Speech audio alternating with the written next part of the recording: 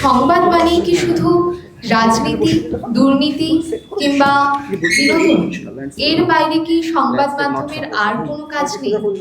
এখন বেশিরভাগ সময় আমরা যদি টিভি চ্যানেল খুলি তাহলে হয় রাজনীতির চর্চা হচ্ছে, নয় বিনোদনের খবর হচ্ছে, কোন নায়ক কি করেছেন, কোন নায়িকা কি করেছেন, এইসব। কিন্তু তার বাইরেও থেকে যায় অনেক কিছু, থেকে যায় আমাদের এত ঐতিহ্যের কথা, এত সংস্কৃতির কথা।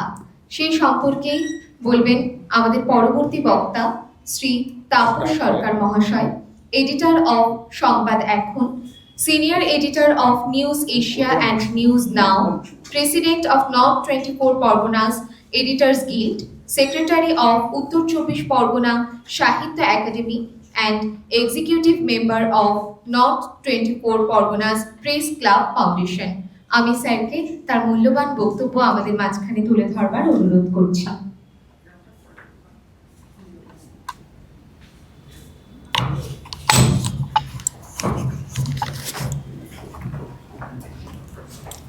ঠিক আছে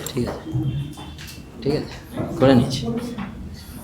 ধন্যবাদ সঞ্চালিকাকে, ধন্যবাদ গৌতম বাবুকে, আর ধন্যবাদ আজকে যারা এখানে উপস্থিত আছেন তাদের সকলকে।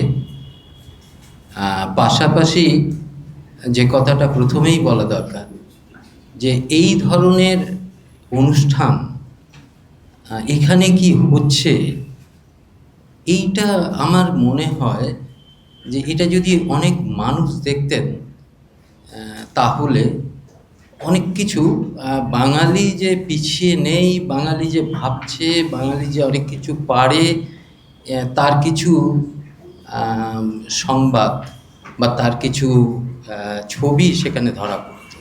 যাই হোক, সোশ্যাল মিডিয়ার যুগ, সেই ছবিগুলো ধরা হচ্ছে, পরবর্তীকালে সেটা যাবে।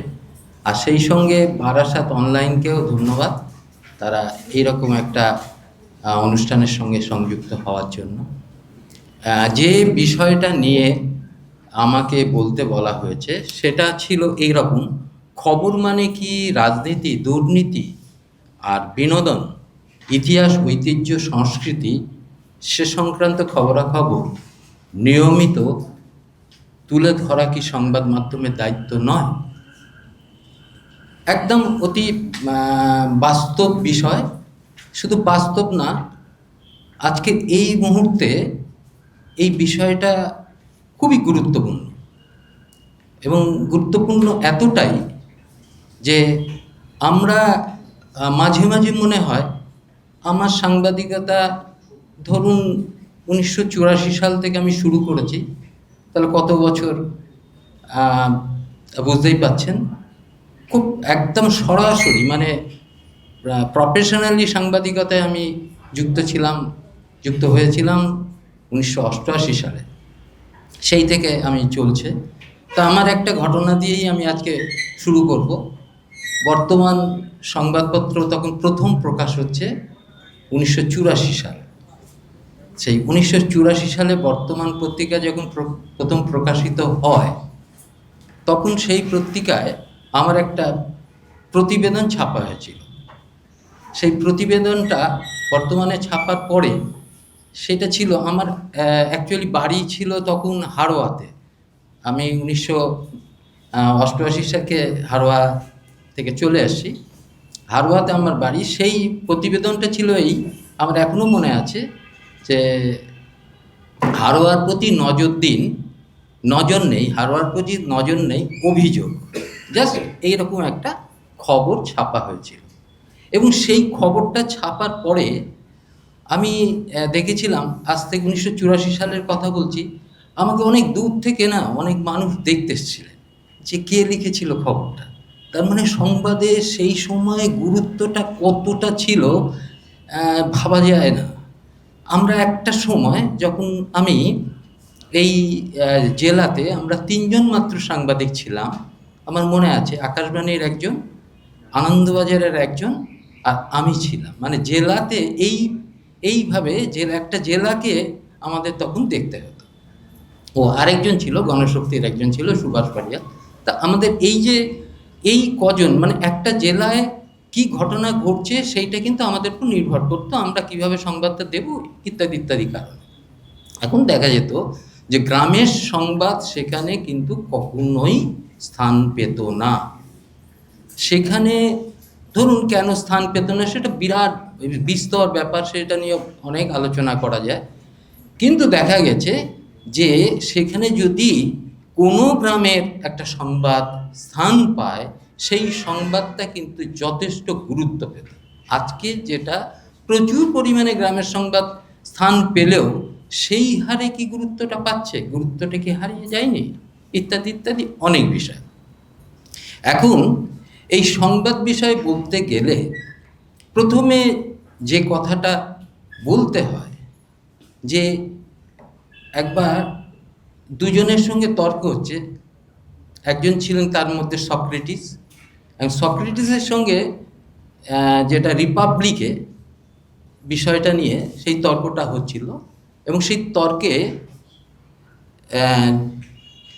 সক্রেটিসের উল্টো দিকে যিনি তর্কটা করছিলেন তিনি সক্রেটিসকে বলছিলেন যে রাষ্ট্র হচ্ছে শক্তিশালীদের জন্য তৈরি, রাষ্ট্র শক্তিশালীদের জন্য তৈরি, শক্তিশালীরা রাষ্ট্রকে তৈরি করেছে, রাষ্ট্র শক্তিশালীদের স্বার্থেই গঠিত। সক্রেটিস সেটা বিরোধিতা করে বললেন, না, রাষ্ট্র কখনো শক্তিশালীদের স্বার্থে গঠিত নয়। তার কারণ রাষ্ট্র যদি শক্তিশালীদের স্বার্থে গঠিত হতো তাহলে রাষ্ট্রের প্রয়োজনই হতো না। তার কারণ শক্তিশালীরা নিজেরাই নিজেদের সুরক্ষিত করতে পারেন বলেই সে শক্তিশালী। অতএব এটা কিন্তু পুরোপুরি আপনি ভুল ব্যাখ্যা দিচ্ছেন। তখন রিপাবলিকে সেই ভদ্রলোক সক্রেটিসকে অনেক বোঝানোর চেষ্টা করেন, কিন্তু সক্রেটিস বললেন না, সেটা নয়। তার কারণ রাষ্ট্র স্বার্থ যেটা নির্ভর করে সেটা হচ্ছে দুর্বলদের জন্যই কিন্তু রাষ্ট্র তৈরি হয়েছে। একদম ঠিক তাই। এবং এই যে গণতন্ত্র, এটা টোটাল হচ্ছে দুর্বলদের জন্যই কিন্তু তৈরি, এবং এই রাষ্ট্র ব্যবস্থাও তো দুর্বল শ্রেণীর জন্য সুরক্ষিত রাখার জন্য তৈরি। সেই জন্য গণতন্ত্রের 4টে স্তম্ভ বলা হয়। এই 4টে স্তম্ভের মধ্যে আজকে যে আলোচনার বিষয় তার মধ্যে একটা স্তম্ভ হচ্ছে এই সংবাদ মাধ্যম। এই সংবাদ মাধ্যম যে স্তম্ভটা, এইটা ওই শক্তিশালী এবং ওই দুর্বল মানুষদের দেখার দায়িত্ব কিন্তু এই সংবাদ মাধ্যমের উপরেও পড়ে। এখন ঘটনা হচ্ছে যে সংবাদ মাধ্যম তার সেই দায়িত্বটা কতটা পালন করছে না করছে না। এখন অনেকেই বিতর্ক করতেই পারেন যে না, সে তার দায়িত্ব পালন করছে না। আবার অনেকে বলতে পারেন না, সংবাদপত্রের কাজ করছে। আসলে সংবাদপত্রের বিষয়টাকে যদি একটু ভাগি, মানে এটা বিস্তর আলোচনা, দীর্ঘ, যদি বলেন 5 দিন ধরে আলোচনা করা যেতে পারে। এর এত বড় এর সাবজেক্ট, এত ভাস্ট সাবজেক্ট যে এই বিষয়টা নিয়ে দীর্ঘ আলোচনা করা যায়। আমি সংক্ষিপ্তভাবে বলার চেষ্টা করছি যে সাংবাদিকের একটা স্তর থাকে, সম্পাদকের একটা স্তর থাকে, আর হচ্ছে মালিক পক্ষের একটা স্তর থাকে। এখন যে সাংবাদিক যিনি হন তিনি হচ্ছে ধরুন কোনো সংসারে কোনো নাবালক সদস্য যদি থাকেন, তিনি হচ্ছেন সাংবাদিক। এবার সম্পাদক হচ্ছে যিনি ওই সংসারে একজন বেকার সদস্য। আর মালিক হচ্ছে তিনি, যে ওই সংসারের যিনি কর্তা। এই হচ্ছে খুব একদম দেখুন সাদা মাটা বিষয়। তাহলে এবারে আপনি বলুন যে এই সাংবাদিক একজন যে একেবারে নবীন, যে নাবালক, সে কি আপনাকে দেবে? আচ্ছা, এরপরে আপনি বলুন যে সম্পাদক, সে হচ্ছে সংসারের একেবারে বেকার একজন সদস্য, সেই বা আপনাকে কি দেবে? তাহলে যে দেওয়ার সে হচ্ছে সেই অভিভাবক হচ্ছেন যে সংসারে যিনি মানে যিনি সংসারের পরিবারের যিনি প্রধান তিনিই হচ্ছেন, এবং তার কথা অনুসারে ওই নাবালক এবং ওই বেকার এই দুজনকেই ওই তার কথা মতোই চলতে হয়। অতএব এখানে আমরা সাংবাদিককে যেভাবে গালমন্দ করি মাঝে মাঝে, বা এই সম্পাদকদেরও যেভাবে গালমন্দ করি, আজকে যে বিষয়টা এসে দাঁড়িয়েছে সেখানে কিন্তু এই পরিবেশটা সেই অর্থে নেই। তার কারণ যে সম্পাদক, যিনি সম্পাদক, তিনি তার দায়িত্ব নির্ভর করে তার মালিক তাকে কিভাবে পরিচালনা করছেন, মালিকের স্বার্থটা পরিপূর্ণ করার জন্যই সেটা হয়।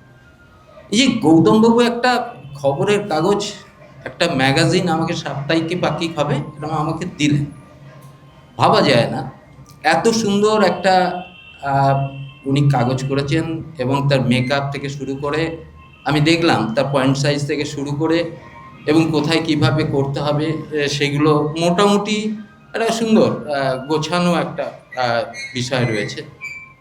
এখন আমরা যে সময়ে সাংবাদিকতায় ঢুকেছিলাম তখন আমাদের মাধ্যম ছিল প্রিন্ট মিডিয়া, আর ছিল দূরদর্শন আর রেডিও। অ্যান্ড প্রিন্ট মিডিয়ার তখন ক্ষমতা কিন্তু একেবারে সাংঘাতিক একটা ক্ষমতায় আমরা তখন অবস্থান করতাম।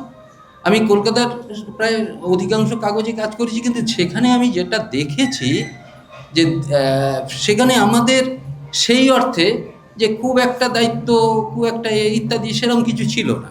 আবার সেখানে একটা জিনিস আমরা পেয়েছিলাম যেটা আজকে পাই না, সেটা হচ্ছে যে সংবাদের যে বিভিন্ন ধরন থাকে, তার মধ্যে রাজনীতি থাকবে, তার মধ্যে স্পোর্টস থাকবে, তার মধ্যে বিনোদন থাকবে, তার মধ্যে ঐতিহ্য থাকবে, ইতিহাস থাকবে, সংস্কৃতি থাকবে, গান থাকবে, বিভিন্ন বিষয় থাকবে, এইগুলো কিন্তু থাকতো। এবং পাশাপাশি আমরা সাপোর্ট হিসাবে পেয়েছিলাম বিভিন্ন সাপ্তাহিক পত্রপত্রিকা, যে সাপ্তাহিক পত্রপত্রিকাগুলো আমাদের ভীষণভাবে সাপোর্ট দিত। ধরুন আমি কতবার যে চন্দ্রকেতু গড় নিয়ে লিখেছি তার ইয়ত্তা নেই, প্রচুর বার লিখেছি। আমি কতবার লাল মসজিদ নিয়ে লিখেছি, আমি কতবার পীরগোরাচাঁদের মেলা নিয়ে লিখেছি, বহুবার লিখেছি। আজকে যদি আমি ওই পীরগোরাচাঁদের মেলা নিয়ে লিখি তাহলে আজকে সংবাদপত্র সেই জায়গাটাই হয়তো দেবে না। আমি একটা দৈনিক কাগজে পোস্ট এডিটোরিয়াল লিখি এবং তারা বলে যে একটুখানি পলিটিক্যাল লেখা লিখুন, ওই নন পলিটিক্যাল লেখা ঠিক মানুষ নিতে চায় না, পলিটিক্যাল লিখুন। তা আমি পলিটিক্যালি লিখি, যেমন ওরা চাইছে তেমনই দিই। তা দেখেছি এটা বাস্তব যে জিনিসটা, সেটা হচ্ছে যে জায়গা থেকে আমাদের বিচ্যুতি হয়েছে, এটা যদি আমি দেখি সেটা হচ্ছে যে আমরা আগে কি পেয়েছিলাম আর এখন কি পাচ্ছি, এটা আমি বুঝতে পারছি, আমার বয়সী যারা তারা বুঝতে পারছে। কিন্তু আজকে যে প্রজন্ম, তারা কি সেটা ধরতে পারবে বা তারা কি সেইটা বুঝতে পারবে? যেমন হচ্ছে ধরুন আমি সেই সময় যে লেখাগুলো লিখেছি সেই সমসাময়িক বিষয়টা ওই লেখার মধ্যে কিন্তু ধরা আছে। এই সমসাময়িক বিষয়টাকে ওই লেখাগুলোর মধ্যে দিয়ে উপন্যাস, গল্প, কবিতা থেকে শুরু করে প্রবন্ধ বা সংবাদ, এই যে বিষয়গুলো ওই সময়টাকে ধরে রাখার চেষ্টা করেছে। এবং যার ফলে আমরা কি মৌর্য যুগের কথা কিভাবে জানলাম, আমরা যদি এইভাবে ইতিহাসের পরে যদি আমরা যাই তাহলে দেখা যাবে যে আমরা কি করে জানছি। সোর্সটা কি? সোর্সটা কোনো একটা ইনফরমেশন, সোর্সটা কোনো একটা লেখনী, সোর্সটা কোনো একটা ইনফরমেশন ডকুমেন্টস, এইগুলো এর থেকেই কিন্তু আমরা সোর্সগুলো পাই। অতএব সেই সমসাময়িক বিষয়টাকে ধরে রাখার জন্য পত্রপত্রিকার যে ভূমিকা, সেই ভূমিটাকে অস্বীকার করার কোনো জায়গা নেই। সেই ভূমিকাটাকে আজকের যুগে যেভাবে আমরা সারাদিন, ধরুন টিভির সামনে যদি আপনি দেখেন, তাহলে গতকাল যদি টিভির সামনে আপনি বসতেন তাহলে কিন্তু মিছিলের পর মিছিল আপনি দেখতেন, মিছিলের পর মিছিল দেখতেন, হাতে বিভিন্ন রকম জিনিস দেখতেন, হ্যানা ত্যানা ইত্যাদি বিষয়টা নিয়ে সারাক্ষণ বকে যাচ্ছে যেন যুদ্ধ লেগে গেছে, এবং এমন তা করছে যাতে করে মনে হচ্ছে যে একেবারে বিরাট কিছু ব্যাপার। কিন্তু ওইটা তখন আমাদের কাছে ছিল একটা সিঙ্গেল কলামের খবর। এবার ভাবুন, যেটা সিঙ্গেল কলামের একটা খবর, সেইটাকে আপনি সারা 12 ঘন্টা 14 ঘন্টা ধরে আপনার সামনে সেটা একেবারে দেখিয়ে দিচ্ছে, যার ফলে কি আমাদের বলে, সাধারণ মানুষও বলে, অনেকেই বলেন যে 72 ঘন্টার বেশি আমাদের স্মৃতিশক্তি এখন নেই। আমারও স্মৃতিশক্তি কমে গেছে, যার জন্য আমি কিছুটা লিখেও এনেছি যে এতটাই হয়ে গেছে যে স্মৃতিশক্তি সেই জায়গাটাই নেই। অর্থাৎ সংবাদ মাধ্যমের জায়গাটা দেখুন, কোন সংবাদ আমি দেখাবো আর কোনটা দেখাবো না, সেটাই কিন্তু এখনো কিন্তু সেই জায়গাটা পরিষ্কার নয়। যদি বলেন কেন, ধরুন আপনি একটা গাড়ি কিনতে গেছেন, তা আপনি গাড়ি কিনতে গিয়ে যখন গাড়িটা কিনছেন, তখন যে ডিজাইনটা তৈরি হয়েছে বা কিছু আপনি যেটা দেখলেন, হেডলাইটটা বেশ সুন্দর, সেটা দেখেছেন, বা পিছনে ব্যাকলাইটটা ভালো, বা সিটগুলো সুন্দর, এগুলো কিন্তু আগে তৈরি ছিল। প্রোডাক্টটা কিন্তু তৈরি, আপনি যাচ্ছেন, আপনি এখানে 5টা প্রোডাক্ট আমি তৈরি করে রেখেছি, আপনার কোনটা পছন্দ আপনি সেটা দেখে আপনি কিনে নিয়ে চলে আসছেন। সংবাদপত্র তাই, সংবাদ মাধ্যমও তাই। আমরা প্রোডাক্টটা তৈরি করছি, এইবার আপনার সেই প্রোডাক্টটা কিন্তু আপনাকে খাওয়ানো হচ্ছে, আপনি খাচ্ছেনও বটে, কিন্তু আপনার চয়েসের প্রোডাক্ট তার মধ্যে যদি থেকে গেল, এবং নয়তো আমরা যে প্রোডাক্টটা তৈরি করে দিচ্ছি সেইটাই কিন্তু আপনি খাচ্ছেন। এটা একটা প্রোডাক্ট। কারণ হচ্ছে সংবাদ মাধ্যম, এখনকার সংবাদ মাধ্যম নিশ্চিতভাবে স্বাধীনতা আন্দোলনের সময়ের সংবাদপত্রের সঙ্গে বা সংবাদ মাধ্যমের সঙ্গে একেবারেই তুলনা করা যাবে না। তার কারণ হচ্ছে তখন একটা দায়বদ্ধতা ছিল, তখন একটা দেশপ্রেমের ব্যাপার ছিল, তখন একটা সাংবাদিকদের মধ্যে একটা অন্য ধরনের আবেগ কাজ করত। আজকে কিন্তু সংবাদ মাধ্যম হচ্ছে একটা ব্যবসায়িক প্রতিষ্ঠান মাত্র। সেই ব্যবসায়িক প্রতিষ্ঠানের কাছ থেকে, সেই ব্যবসায়িক প্রতিষ্ঠান যদি মনে করে যে আপনাকে এই জিনিসটা দেবে, আপনাকে সেটা খেতে হবে, আপনি নিজের ইচ্ছায় কিন্তু সেখান থেকে কিছু পাবেন না। আর যদি সেটা আপনার কমন পড়ে যায় তাহলে ঠিক আছে, অসুবিধা নেই। এখন বিষয়টা যেখানে এসে দাঁড়িয়েছি, আমরা কি এগিয়ে যাচ্ছি না পিছোচ্ছি? আমরা দুদিক থেকে, আমরা একদিক থেকে এগোচ্ছি আর একদিক থেকে পিছোচ্ছি। একেবারে আমরা যদি বলি যে না আমরা এগোচ্ছি না, সেটা যেমন সঠিক নয়, তেমন আমরা পিছিয়ে যাচ্ছি এ কথাটাও বা ভুল নয়। যেমন আমি একটা ছোট্ট উদাহরণ দিলেই বুঝবেন যে দেখুন কী কী পরিবর্তন আমাদের ঘটছে।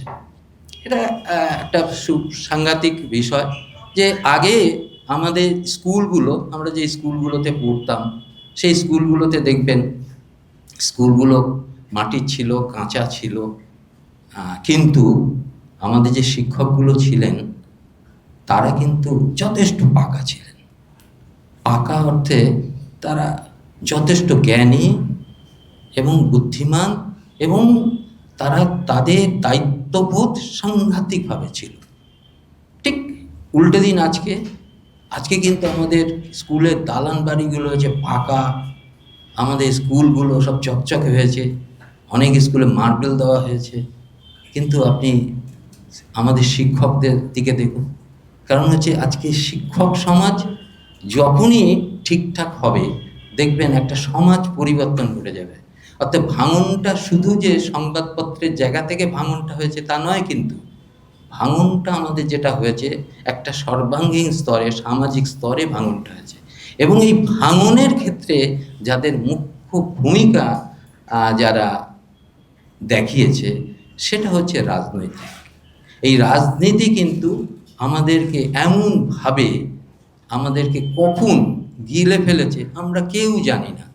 আজকে যে সংস্কৃতি এই উত্তর 24 পরগনায় ভাবা যায় না, দিলীপ মৈতে সাহেব বা এম.এ. আব্দুল জব্বার, আপনারা জানেন হয়তো অনেকে, যে সংস্কৃতিকে ধরে রেখেছিল এবং যেটা ছিল সারা বিশ্বের কাছে, সেটা কিন্তু একটা নতুন দিশা দেখিয়েছিল।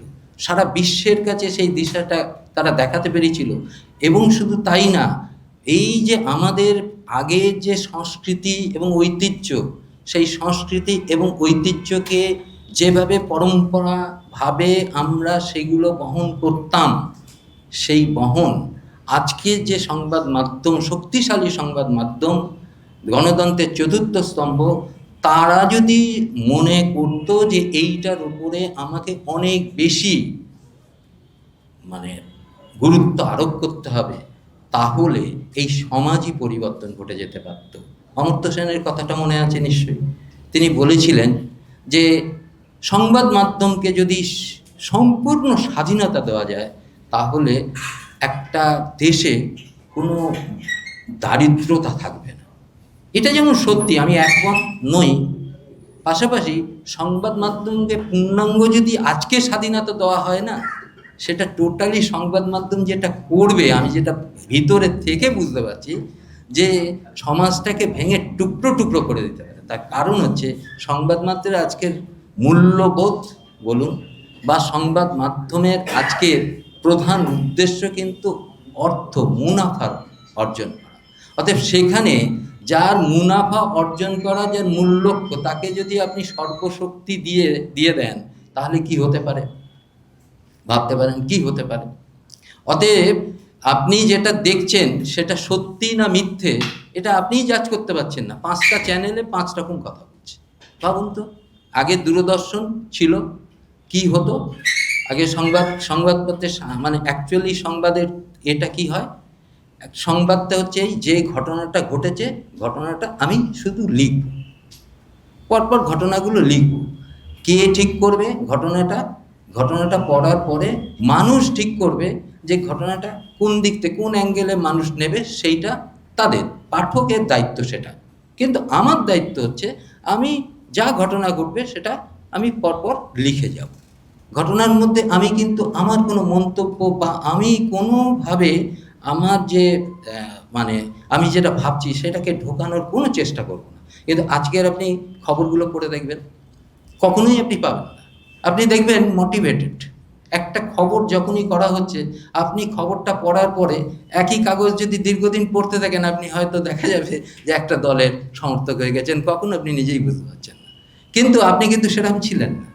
তা এই যে দূরদর্শনও দেখবেন, দূরদর্শনে যখন আপনি এটা দেখবেন, মানে আগে যে রেডিওতে বা দূরদর্শনে যে সংবাদ পাঠ করা হতো, সেখানে দেখবেন পরিষ্কার একটা সংবাদ, যা যা ঘটনা সেগুলোই কিন্তু বলা হতো। পাঠক বা শ্রোতা তারা ঠিক করে নিত যে অ্যাকচুয়ালি সংবাদটা কী, এবং তারাই সেইগুলোকে জাজ করতো, তাদের ওপরে সেটাকে ছেড়ে দেওয়া হতো। কিন্তু আজকে কিন্তু এমনভাবে সংবাদ পরিবেশিত হয়, যেটা ঘটনা নয় সেটাকে ওর মধ্যে ঢুকিয়ে দিয়ে সেইগুলো করা হয়। আর আজকে যে বিষয়টা, যে শুধু কি বিনোদন, রাজনীতি এবং দুর্নীতির মধ্যে সংবাদ আটকে থাকবে? অ্যাকচুয়ালি আটকে তো রয়েছি আমরা, সেই জন্যেই ওইগুলো বেশি করে থাকছে। অ্যাকচুয়ালি দুর্নীতি, রাজনীতি এবং বিনোদন, এইগুলো যেমন সংবাদের মধ্যে থাকবে, তখন পাশাপাশি আমাদের ঐতিহ্যগুলোকে, যেটা দেখছিলাম ভিডিওটা অসাধারণ করেছেন, আমার খুব ভালো লাগলো, যেটার মধ্যে এই তো আমাদের ঐতিহ্য, এইগুলোকে তো আমরা তুলে ধরতে পারি। আগে একটা দিন দেখুন কি আমরা কোন জায়গা থেকে ক্ষতিগ্রস্ত হচ্ছে, এগুলো কিন্তু একটু ভাববেন, না হলে আমরা কিন্তু ক্ষতিগ্রস্ত হয়ে যাচ্ছি। আগে আমাদের সকাল হলে আমরা খবরের কাগজ পেতাম, সেগুলো পড়তাম। আমরা যারা খবরের কাগজ কিনতাম না, তারা পাশে একটা লাইব্রেরি থাকতো, সেই লাইব্রেরিতে গিয়ে আমরা সেখানে গিয়ে পড়তাম।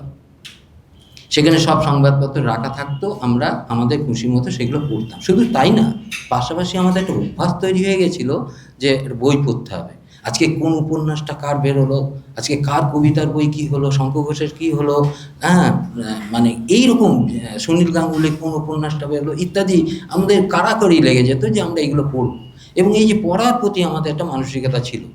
ডিজিটাল মিডিয়া যেটা আসার পরে একদিক থেকে যেমন বিরাট একটা ভালো দিক যেমন তার রয়েছে, যেমন এই দিকটা কিন্তু আমরা নেই। যেন ওই যে বললো না যে 10 সেকেন্ডে 1 মিনিটের বেশি মানুষ আর নিতে চায় না। বলছে যে 3 সেকেন্ড যদি বেশি, আমার মেটেরিয়ালটা যদি 3 সেকেন্ডে মানুষের মনটাকে জয় করে নিতে পারে, তাহলে পুরোটা দেখবে। তার মানে ভাবুন, মানুষ এখন এত মানে কোন জায়গাটা দাঁড়িয়ে আছে নিজেই বুঝতে পারছে না। এইবার এইরকম একটা জায়গায় দাঁড়িয়ে আমি যদি বলি যে চন্দ্রকেতু গড়ের টোটাল ইতিহাসটা ছিল এই, এবং সেইটা লিখে যদি আমি এটা ছাপাই, আপনি বলুন আমার কটা পাঠক আসবে? আমি ওই জায়গাটা যদি দেখি যে একটা কেলেঙ্কারি ওখানে দিয়ে দিলাম, এবং কেলেঙ্কারি একটু রং চং মাখিয়ে সুন্দর করে রান্না করে আমি যদি ওই জায়গাটা আমি ছাপিয়ে দিই, তাহলে দেখবেন ওটা অনেক বেশি পাঠক ওটা পড়ছে।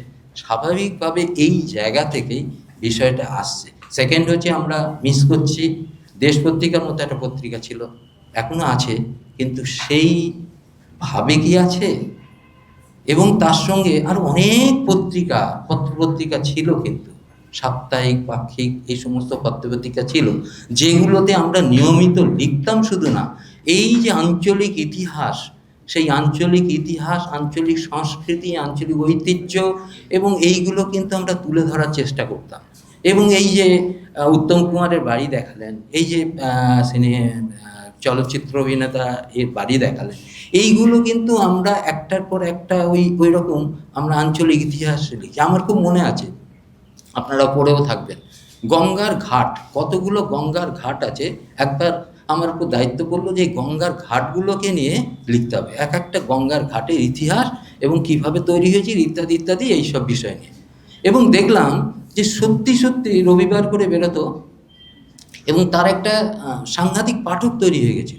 এবং কোনো কারণে একবার সেইটা আমি ছাপাইনি, তখন বহু পাঠক, তখন ল্যান্ডলাইন ছিল, মোবাইল ছিল না, বহু পাঠক সংবাদপত্র অফিসে ফোন করে জানিয়েছিলেন যে এটা কেন, এটা বন্ধ কেন।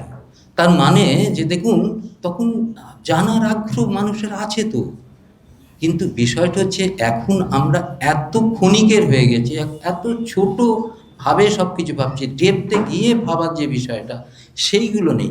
আজকের এই আলোচনা, এইটা তো ডেপথের আলোচনা। এই আলোচনায় তো বেশি লোক হওয়ার কথা না। যারা এসছেন তারা নিশ্চয়ই তারা এসেছেন খুব আগ্রহ সহকারে এসেছেন, এবং তারা এই বিষয়টা মানে জানার জন্যে বা বোঝার জন্য এসছেন। আমার থেকে অনেক বেশি তারা জানেন, অবশ্যই তাদের সঙ্গে আমি করব, আমার মত বিনিময় করতে পারি, হতে পারে।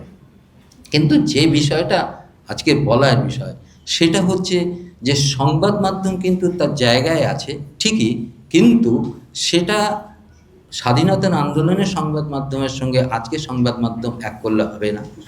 বা আমরা স্বাধীনোত্তর পরে বা তার আগে পরে যে সংবাদপত্রকে আমরা দেখেছি, আজকে ডিজিটাল যুগের সংবাদ মাধ্যমের সঙ্গে সেটা এক করলে হবে না। তার কারণ তাকে এখন যে কোনো সংবাদ মাধ্যমকে এখন মুখোমুখি হতে হচ্ছে নানা রকম প্রতিযোগিতার মধ্যে।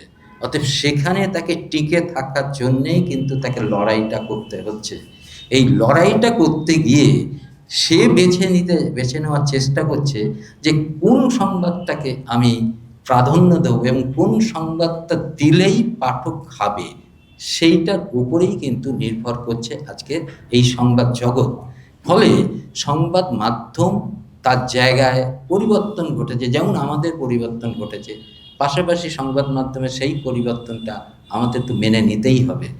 আর সকলকে আর একটা জিনিস বলে ধন্যবাদ জানাবো, যে দেখুন, যদি আমরা সকলে মিলে সেই জায়গাটাকে আনার চেষ্টা করি, আসবে কি আসবে না পরের কথা।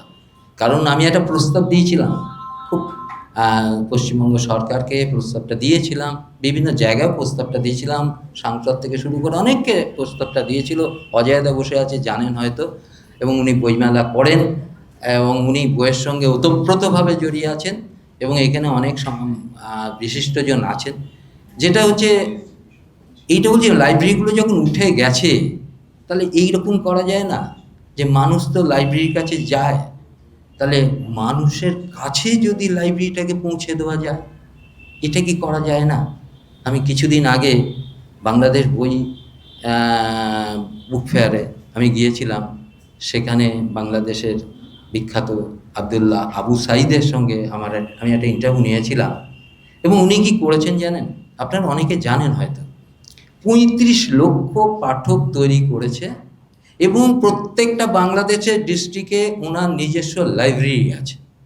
এবং তার প্রথম প্রধান কাজ হচ্ছে যে লাইব্রেরি হচ্ছে একটা জড় পদার্থ, সেটাকে জীবন্ত করো, জীবন্ত করে সেই লাইব্রেরিটাকে মানুষের কাছে পৌঁছে যাও, মানুষের দরজায় পৌঁছে দাও, যাতে লাইব্রেরির জায়গা না থাকে, মানুষের কাছে চলে আসে।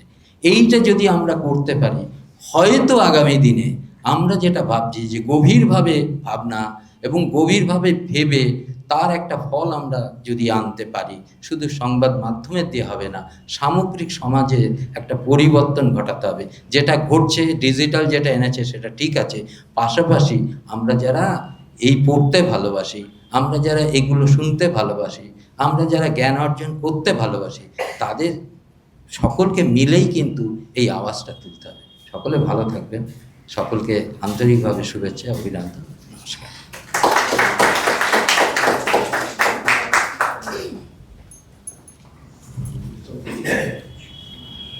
অসংখ্য ধন্যবাদ শ্রী তাপস সরকার মহাশয়কে।